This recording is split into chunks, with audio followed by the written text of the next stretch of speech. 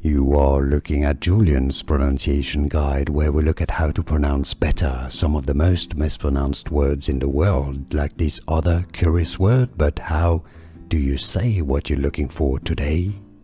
Let's learn how to pronounce the name of this genus of perennial cormous flowering plants, flowers, essentially iris family.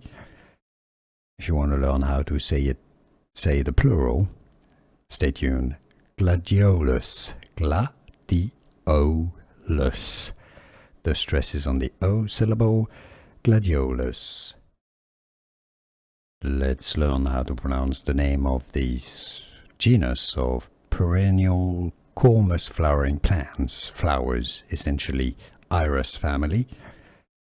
If you want to learn how to say the plural, stay tuned. Gladiolus, gladiolus. The stress is on the O syllable, gladiolus. Here are more videos on how to pronounce more confusing words and names too many mispronounced. Like this video if you found it useful. I appreciate your support. I'll see you soon and thanks for watching.